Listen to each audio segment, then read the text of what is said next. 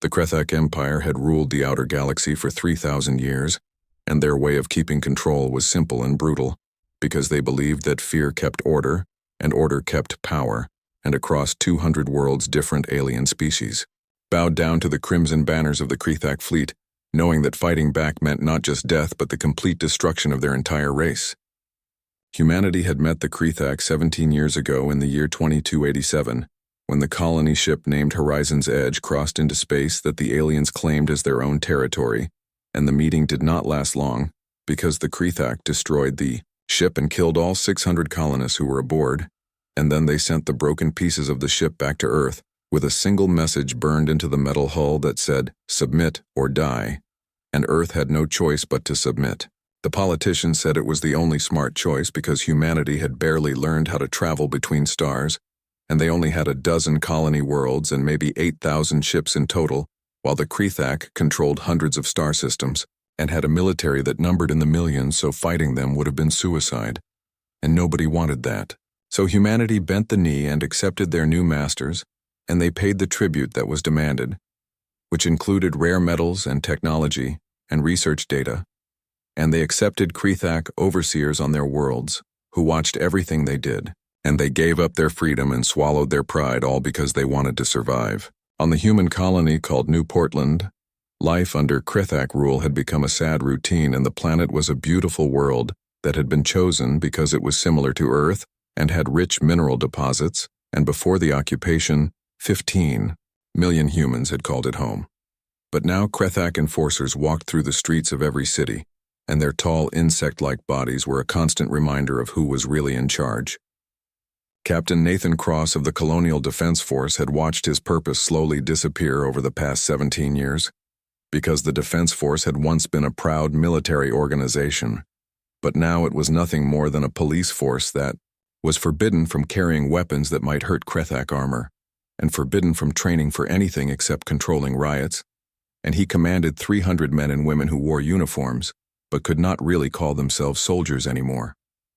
Another shipment was heading out, his second-in-command, Lieutenant Karen Price said, as they stood on the observation deck of the Defense Force headquarters, and below them massive cargo ships lifted off from the spaceport carrying New Portland's mineral wealth to Krethak warehouses.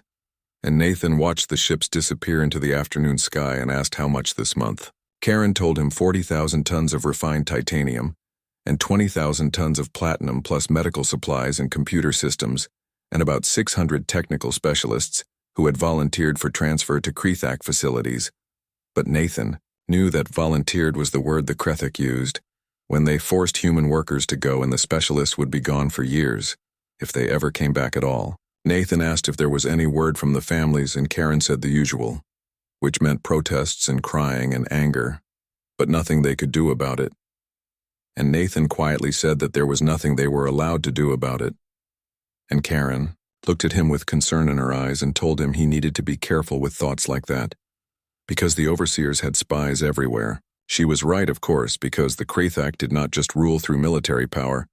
but they had also found informants and collaborators who traded information for special treatment. So speaking against the occupation, even in private, could mean disappearing into a prison facility and never being seen again. Nathan turned away from the window and said he was just tired of watching this happen and being powerless to stop it. But before Karen could answer, an alarm rang through the building, and both officers got emergency alerts on their communication devices at the same time. Nathan grabbed his device and saw the message flash across the screen saying multiple casualties reported at Market District 7 with Krethak enforcers involved and medical teams needed right away. And Nathan and Karen looked at each other and then ran for the transport bay because whatever had happened was bad enough to trigger a general emergency alert. The flight took 8 minutes, and as they got close to the district, Nathan could see smoke rising from several buildings, and their pilot brought them down in a plaza 2 blocks away from where the incident happened, and crowds had gathered behind. Barriers that had been quickly set up, and human security forces struggled to keep order, while Krethak enforcers stood in a line with their weapons pointed at the civilians. Nathan pushed through the crowd, and his uniform helped clear a path, and what he saw when he reached the center of the plaza made his blood turn cold, because a child was lying in the street, and she could not have been more than 8 years old, wearing a blue dress that was now covered in blood, and her dark hair was spread around her head, and her brown eyes stared up at the sky, seeing nothing, and nearby a woman was on her knees screaming and being held back by two human officers, and Nathan realized this was the child's mother. Nathan demanded to know what happened, and one of his officers, named Sergeant Paul Hayes, turned to him with barely controlled anger on his face and said the girl had been playing, and a ball rolled into the street in front of a Krithak patrol transport, and she ran after it, but the driver did not stop. Nathan asked if the driver did not stop or would not stop, though he already knew the answer, and Paul said the transport never even slowed down. And witnesses said the driver saw her but just did not care, because to the Krethak the child was nothing, and less than nothing because humanity was a conquered species that was barely worth noticing. Nathan asked where the driver was, and Paul said inside the transport, because the Krethak commander claimed it was an unfortunate accident and they were handling it internally, which made Nathan feel something break inside him, because 17 years of bowing down and submitting and swallowing every insult suddenly felt like too much. He started walking toward the Krethak formation, and Karen caught his arm and begged him not to do this because she knew what they would do. But Nathan looked at her, and then at the child's body, and then at the crowd of humans watching with empty eyes, and he thought about how many more children would die before they stopped being human altogether. He pulled his arm free and kept walking, and the Krethak commander, who was a massive warrior with battle scars across his shell-like body, stepped forward as Nathan got close and told him in broken English that this area was restricted and he needed to go back to his position. Nathan said that the child's name was Sophie Grant, and she was 7 years old, and she liked drawing pictures and wanted to be an animal doctor, and one of the Krethak drivers had just murdered her. But the commander's mouth parts clicked in what might have been amusement, and he said the breeding of humans was not a concern to the Dominion, and the driver had been scolded, and the matter was closed. Nathan felt rage building up inside him after 17 years of holding back his anger, and he said, "You kill a child and call it a scolding," and the commander said he called it an accident, and human children should be more careful, and told Nathan to leave before he had him removed by force. Nathan knew he should walk away because Karen was right, and this would accomplish nothing except getting him arrested or killed. But as he looked back at Sophie's small body and her mother's face twisted in pain, and the crowd of humans who had watched their dignity slowly die for 17 years, he found that he could not move his feet. He said no, and the word was simple, but it changed everything because the plaza went completely silent, and even the mother stopped screaming because she was shocked by this single word of defiance, and the Krethak commander tilted his head and asked what Nathan had said. Nathan said he was not leaving, and the commander was not leaving either, until he answered for what he had done. And 3 Krethak enforcers raised their weapons, and Nathan heard Karen shouting behind him and heard his own officers calling out. But it all seemed far away, because he kept his eyes locked on the commander. The Krethak said Nathan was interfering with Dominion authority and could be killed right now. But Nathan replied, "Then do it and kill me too, and add me to the list. But answer this first." Which was what happens when you terrorize people so long that they stop being afraid, and what happens when dying on your feet seems better than living on your knees. For a long moment the commander just stared at him, and then slowly the alien raised his own weapon and pointed it at Nathan's head and said, "You will learn your place, human," and the weapon began to charge with a high sound. Nathan did not move or flinch, and around the plaza, hundreds of humans watched in silence, witnessing a moment that would be remembered, and then Karen was beside him,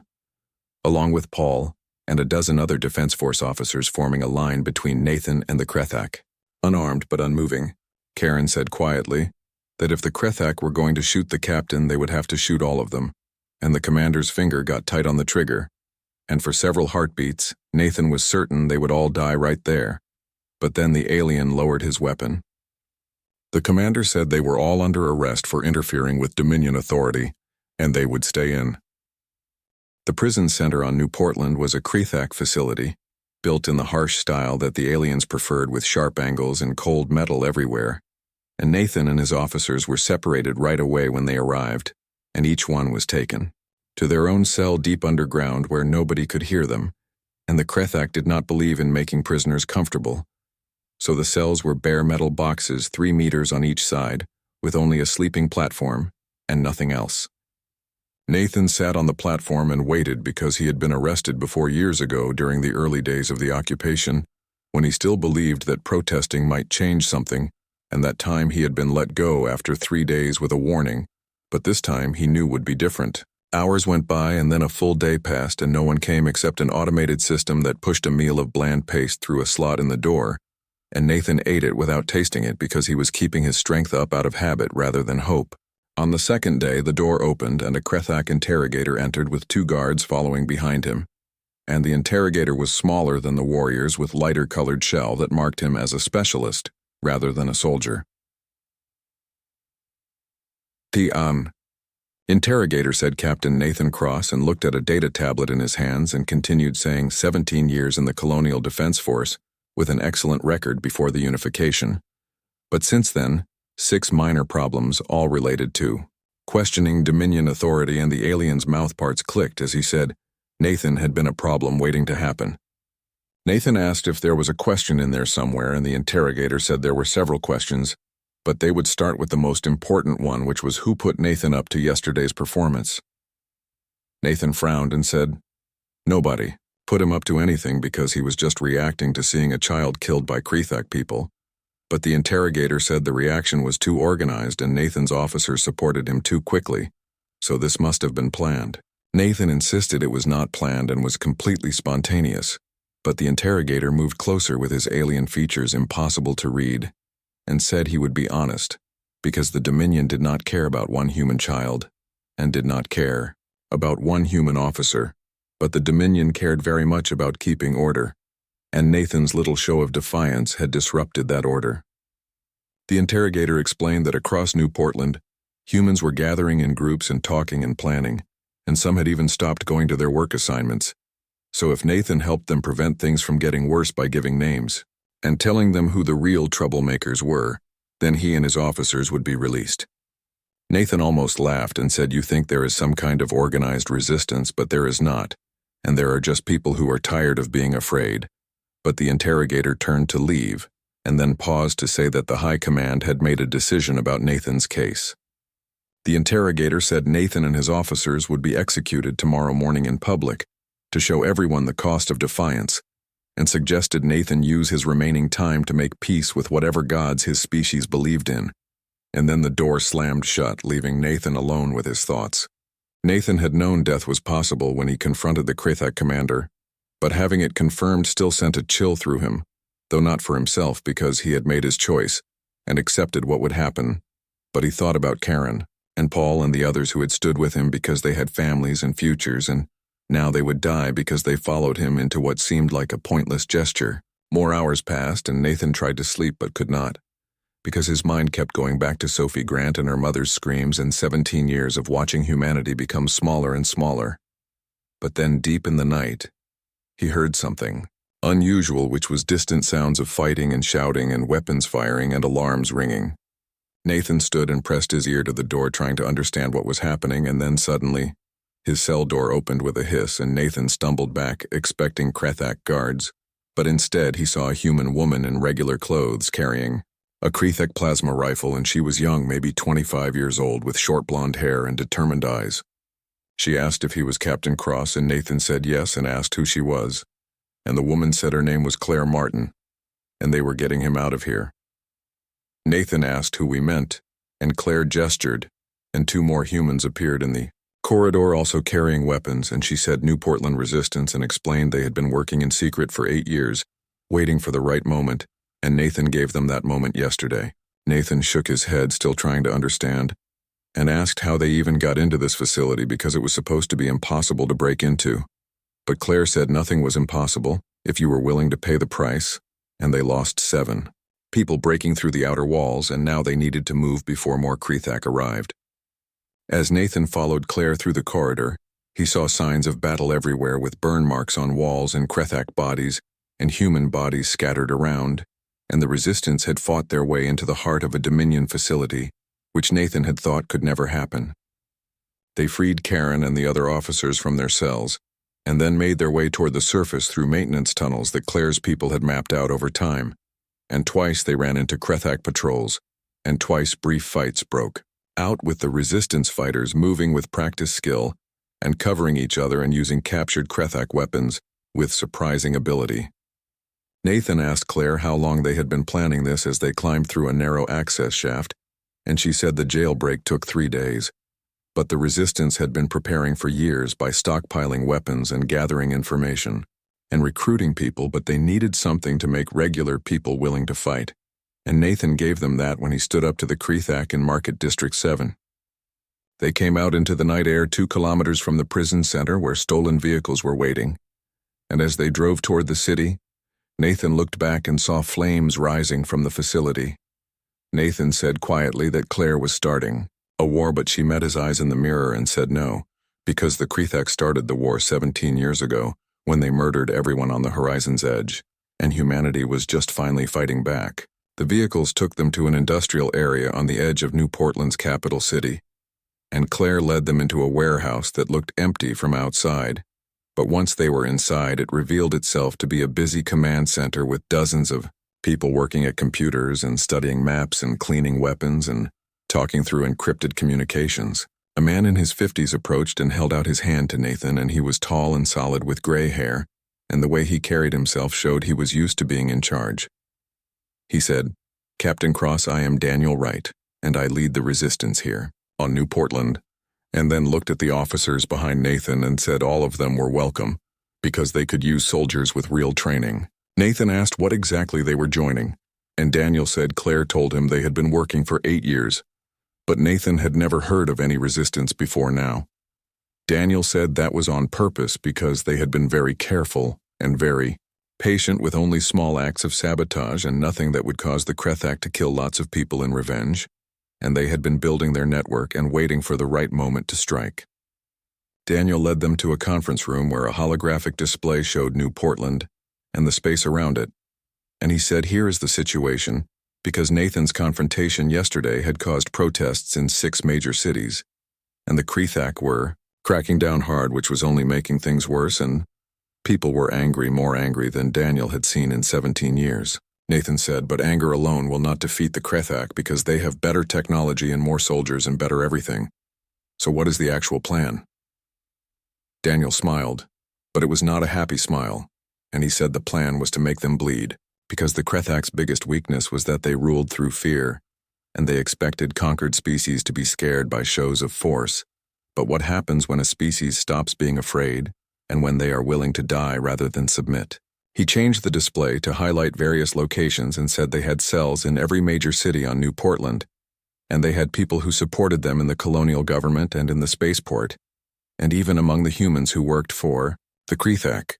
And they had something else, which was communication with other resistance movements on other human worlds. Nathan leaned forward and asked if there were others, and Daniel said 17 worlds with humans who were tired of bowing to the Krethak, and they had been working together for the past 3 years planning for this moment. And what happened yesterday and what Nathan did had become a rallying cry. Daniel continued saying that Sophie Grant's death was being broadcast across every human world right now,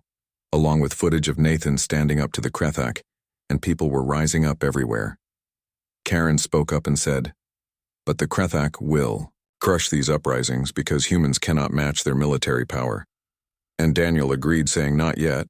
but they did not have to because the Krethak Empire was huge, and they had enemies including Uthi.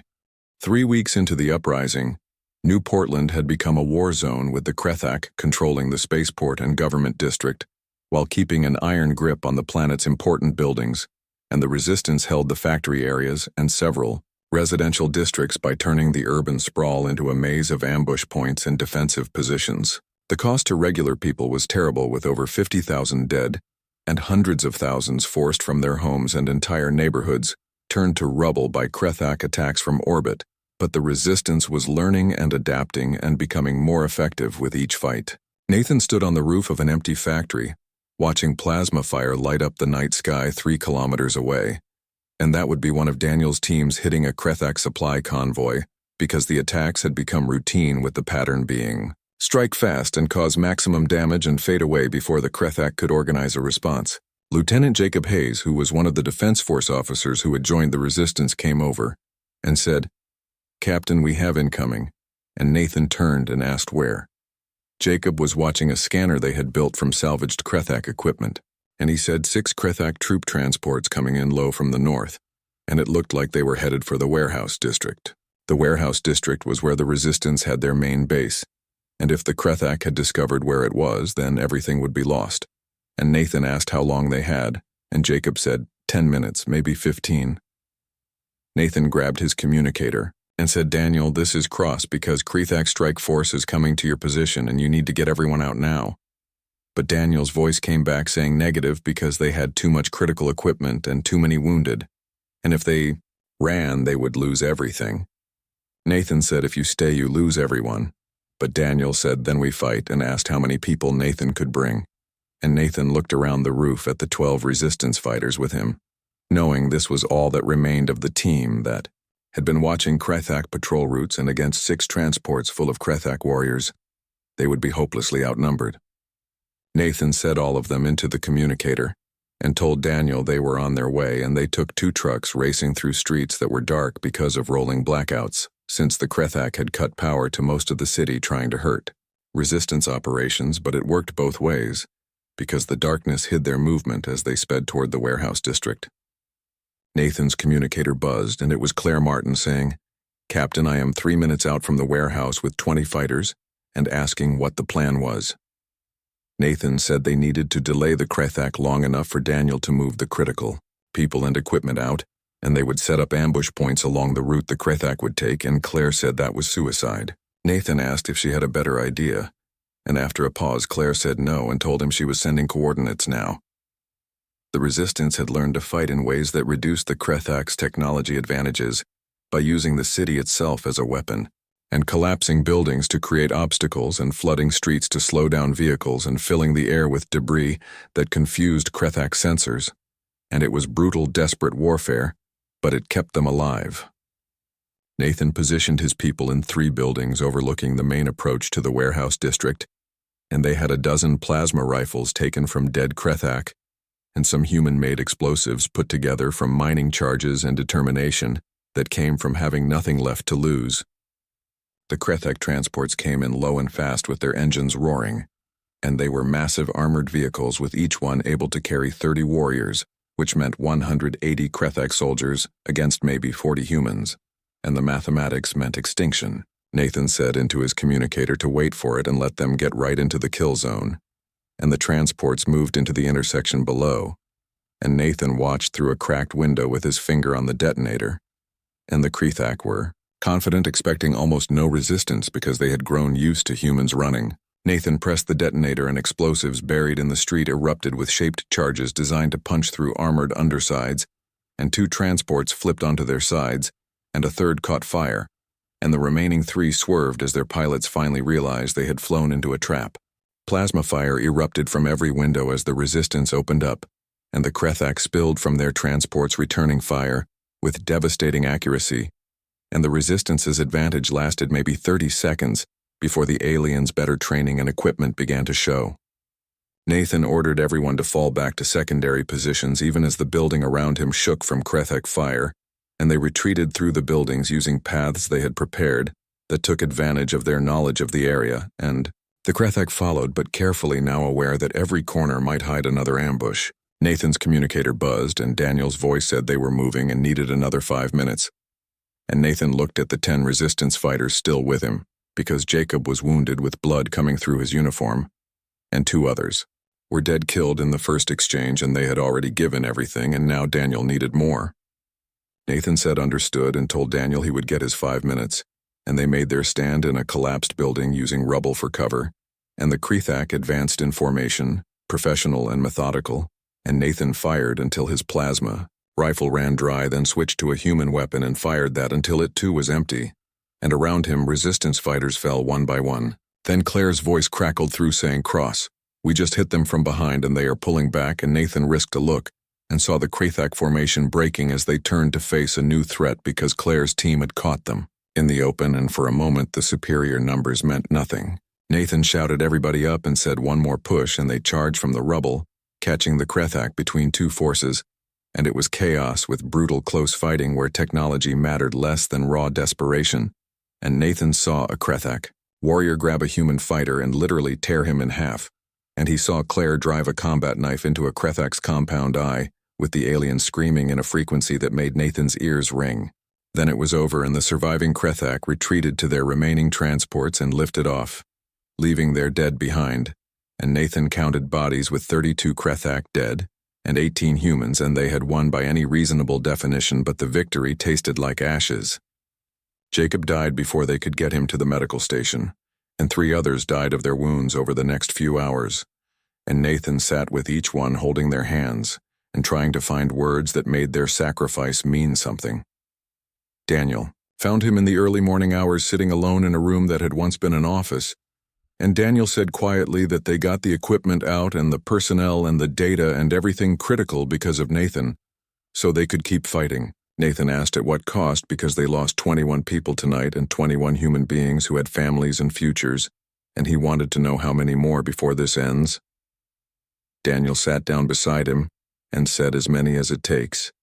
and Nathan knew that sounded cold. But what was the alternative, which was to go back to bowing their heads while the Krethak killed them one at a time? And at least now they were fighting back. Nathan knew Daniel was right, but the weight of all those deaths pressed down on him. Thinking about Sophie Grant and the people who had died breaking him out of prison and tonight's casualties, and wondering how high the pile of bodies would grow before humanity either won its freedom or was destroyed completely. His communicator buzzed with a priority signal encrypted with protocols he did not recognize, and a voice said, "Captain Cross, this is Commander Velgzar, and we have been monitoring your resistance efforts, and you have proven more capable than we anticipated." Nathan asked who this was, and the voice said, "We are the Yothran Collective, and we believe it does. And the Yothran Collective is prepared to offer material support to humanity's rebellion, including weapons and intelligence and medical supplies, and we will deliver them to New Portland within 48 hours. Nathan sat up straighter and asked what they wanted in exchange, and the voice said a promise that, when this war is over and when the Krethak Dominion has been diminished, humanity will remember who stood with them in their darkest hour, because the collective seeks allies, not subjects, and if humanity stands with them, then they will stand with humanity. Nathan asked, and if we lose, and the voice said, then you will die free, which is more than you had before. And the choice, as always, is yours. And the transmission ended. Nathan looked at Daniel, seeing the same careful hope he felt, and Daniel said, "This could change everything, because with Yothran support they might actually have a chance to win." Nathan said, "Or we are just trading one master for another," and Daniel replied, "Maybe. But the Yothran have never practiced the kind of terror the Krethak do, and they are not kind, but they are not trying to destroy everyone either, and if humanity had to choose between devils, he would take the one that did not run down children in the street." Nathan thought about it because the Yothran were offering them a lifeline, but he had no false ideas about their reasons, since they wanted to weaken the Krethak. 6 months after Sophie Grant's death, the war had spread across human space like wildfire, and what had begun as isolated uprisings on New Portland had become a coordinated rebellion involving all 17 human-colonized worlds, and the Krethak Dominion, which was used to crushing resistance through overwhelming force, found themselves fighting an enemy that refused to break. Nathan stood in what had become the Resistance's central command center, which was a fortified bunker beneath New Portland's western mountains, and the facility had been a mining operation before the war, but now it housed the coordination hub for humanity's rebellion, and around him, dozens of specialists monitored communications and tracked fleet movements and coordinated operations across multiple worlds. Karen handed him a data pad with the latest casualty reports, and she had been promoted to major and served as Nathan's second-in-command for all military operations, and she said they lost 4,000 people this week across all fronts, while the Krethak lost approximately 1,500. The numbers were better than they had been because in the early days of the rebellion, humanity had lost 10 fighters for every Krethak casualty. But Yothran weapons and training had evened the odds considerably, though the cost remained terrible. With nearly 300,000 humans dead in 6 months, and entire cities reduced to ruins because the Krethak had made it clear they would rather burn human worlds to ash than allow rebellion to succeed. Nathan asked what about fleet movements, and Karen said that was the interesting part, as she pulled up a holographic display showing the sector, and explained the Krethak had been pulling ships from the occupation fleet, and they were down to 60% of their original strength. Daniel Wright entered the command center, followed by Commander Velgzar, who had established a permanent liaison with the human resistance and had become invaluable for coordinating strategy. Velgzar explained that the Krethak were overextended because they ruled through fear, But fear required demonstration, and every ship they pulled from human worlds to fight elsewhere weakened their grip here, and they were fighting elsewhere as 3 border wars had erupted when other species sensed Krethak weakness. Claire asked if that meant they were winning, and she had been promoted to colonel and led special operations. But Velzar corrected her, saying they were surviving, which was not the same thing because the Krethak still had enough forces to exterminate humanity if they chose to commit fully, and the question was whether they would make that choice or whether other pressures would force them to negotiate. Nathan said the Krethak do not negotiate because they dominate or destroy, but Velxar replied that historically, yes, but circumstances change, and the Dominion's hold on power rested on their reputation for being invincible, and humanity's resistance had cracked that reputation, and other conquered species were beginning to stir. Velxar continued explaining that the Krethak faced a choice, which was to crush humanity utterly and risk starting rebellions across their empire, or negotiate a settlement that preserved their power while cutting their losses. Karen asked skeptically if they would really consider peace, and Velzar said they would consider whatever served their interests, and currently this war was costing them more than it benefited them, so if humanity made that cost higher, they would come to the table. Nathan studied the display, thinking about the strategic situation, because humanity could not win a direct military victory since the Krethak were still too strong. But if they could make the occupation unsustainable and bleed the Krethak dry through endless guerrilla warfare, eventually the aliens would have to make a choice. Nathan said they needed a major victory and something that showed they were not just surviving, but actually threatening Krethak control. And he asked Commander what was the most valuable Krethak installation in this sector. Velxar's scales shifted, colors, which was the Yothran version of a smile, and he said that would be the processing facility on Kepler Station, because it coordinated supply chains for this entire region, and destroying it would cripple Krethak operations for months. Nathan asked, "Then that is our target, and how many ships would we need?" But Velzar said bluntly, "More than you have, because Kepler Station was heavily defended, and humanity would need a fleet." Nathan turned to Daniel and asked, what was the status of the civilian ships that had joined them, because over the past months, hundreds of human ships had defected to the resistance, including cargo haulers and mining vessels and even pleasure yachts, and none were warships, but they had engines and could mount weapons. Daniel said they had about 300 vessels total, and most were lightly armed, but they were mobile and their crews were motivated. Velxar said not enough, because Kepler Station was protected by a Krethak battle group with 5 heavy cruisers and 20 destroyers and station defenses that could engage multiple targets at once,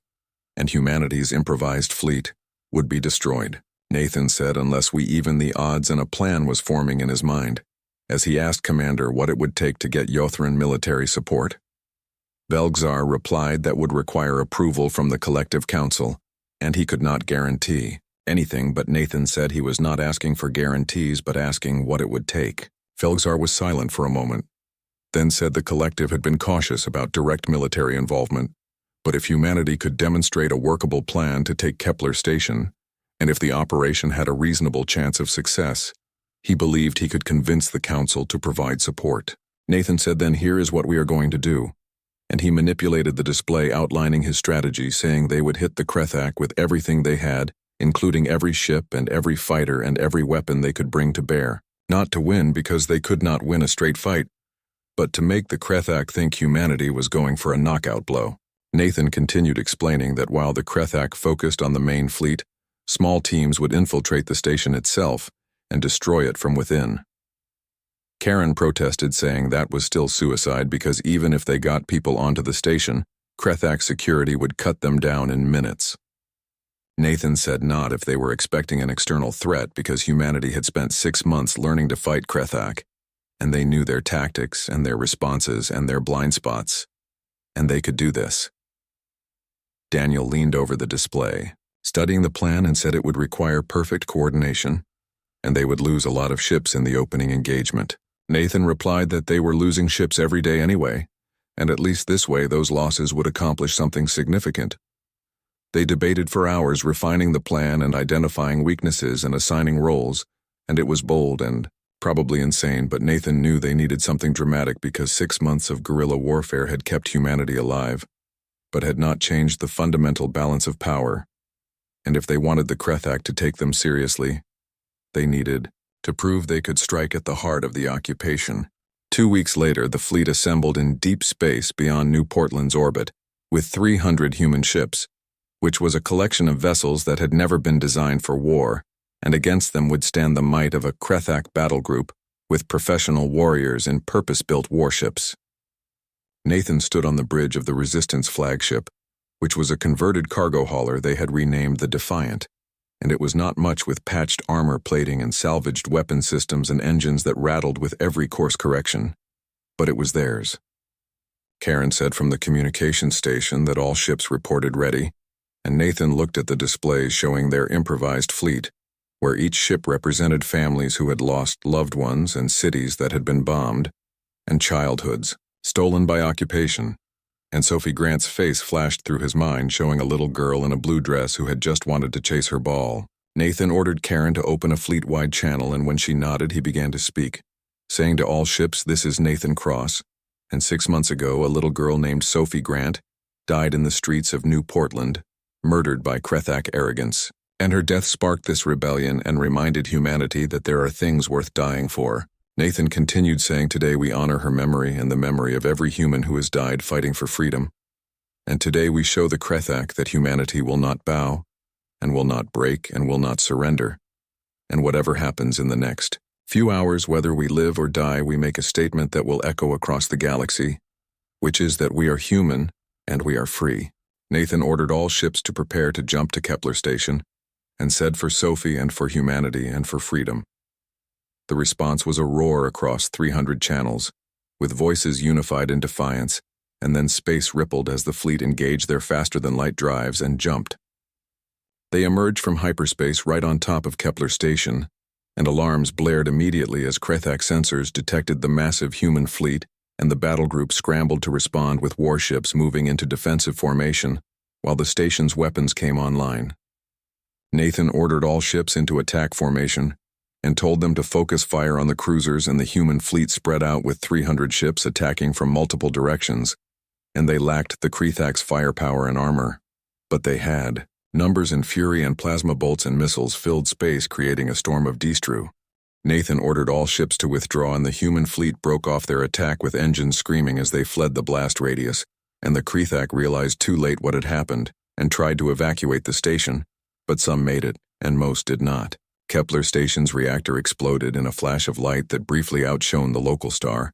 and the blast consumed the station and 3 Krethak cruisers that had been too close to escape, and the shockwave sent the remaining Krethak ships tumbling with their shields overloading from the energy surge. Claire's shuttle was damaged and listing, but barely made it to the extraction point where human ships picked up the survivors,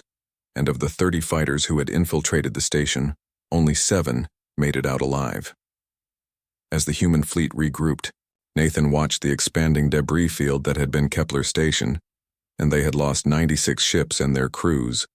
but they had achieved something unprecedented because they had struck a major Krethak installation and destroyed it completely. Karen whispered beside him, saying, "We did it, and we actually did it." But Nathan thought about the price, with hundreds of lives spent and a victory measured in destruction,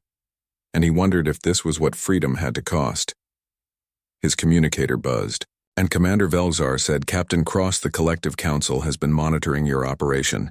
and they are impressed, and the Yothran military has been authorized to provide direct support for future operations because humanity has proven worthy of alliance."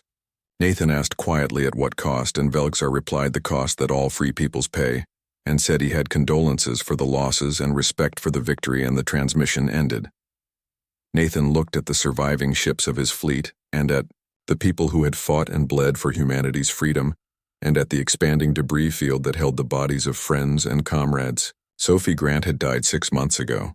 and in her name thousands more had died, but maybe their sacrifice would mean something,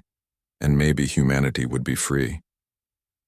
The destruction of Kepler Station sent shockwaves across the galaxy because for the first time in 3,000 years, the Krethak Dominion had suffered a major strategic defeat at the hands of a subject species, and the response was predictable, with overwhelming force designed to crush humanity before the rebellion could spread further. 9 months after Sophie Grant's death, Nathan stood in the command center watching as Krethak fleets converged on human space, and they had pulled ships from across their empire, assembling an armada meant to end the rebellion once and for all. With 200 heavy warships supported by 1,000 smaller vessels carrying enough firepower to burn every human world. Daniel said quietly that they were going to burn everything, and even if humanity surrendered now, they would make an example of them. Nathan replied, "Then we do not surrender, because they had come too far to stop now."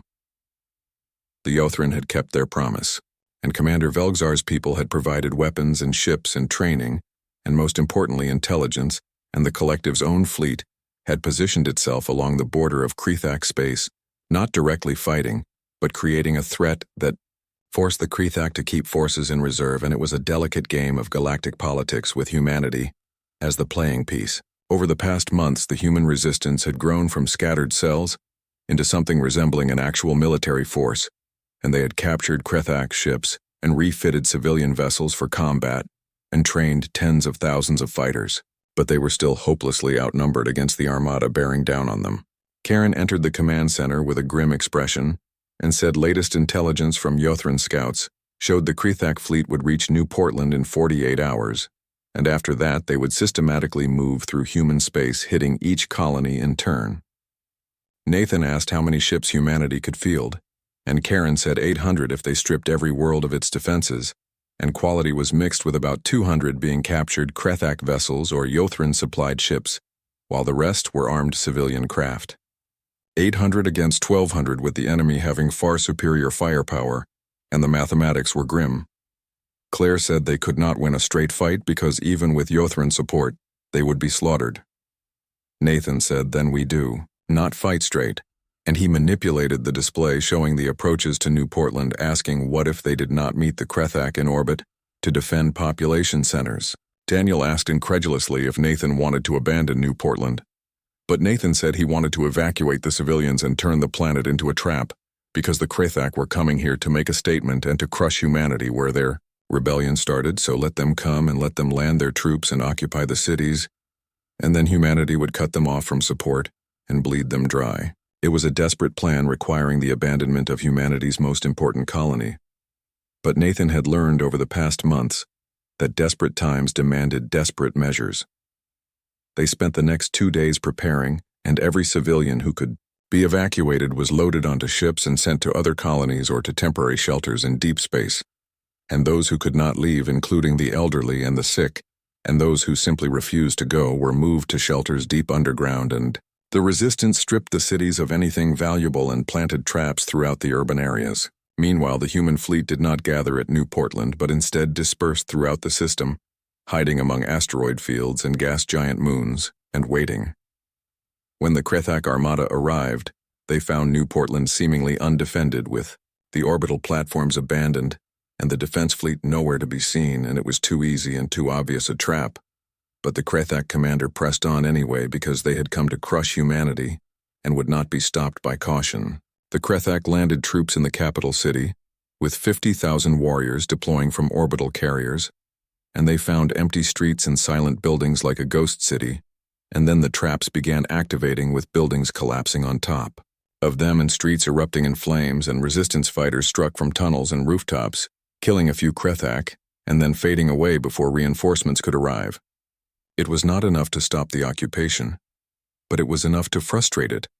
because the Krethak found themselves fighting an enemy they could not pin down and could not engage in the direct combat they excelled at, and they had come to New Portland, expecting a decisive battle, and found instead a nightmare. While the Krethak ground forces struggled with the urban trap, Nathan had created the human fleet struck at their support ships and cargo vessels carrying supplies and troop transports, moving reinforcements and repair ships maintaining the armada. All became targets for hit-and-run attacks, and the human ships would jump in and launch a devastating attack and jump out before the Krethak could respond. Karen reported 3 weeks into the occupation saying it was working, because the Krethak were using supplies faster than they could replace them, and their ground forces were starting to run low on ammunition and food. Nathan asked what about human losses, and Karen said 53 ships and maybe 7,000 fighters on the ground, while the civilians underground were holding up, but conditions were getting rough. Nathan studied the tactical display because the Krethak were stuck in a position they had never faced before, with them occupying a hostile world with supply lines under constant attack, and they could pull back and admit defeat or commit more resources to a losing situation. They committed more resources.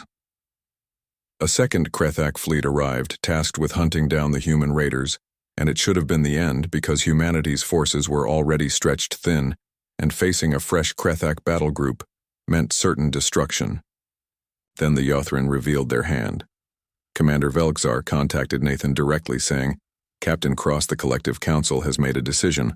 because the Krethak response to humanity's rebellion threatened regional stability, and they were intervening." Nathan asked what that meant, and Velgzar said it meant the Yothran Collective was formally declaring war on the Krethak Dominion, and their fleet was moving to support human forces, and together they would drive the Krethak from human space.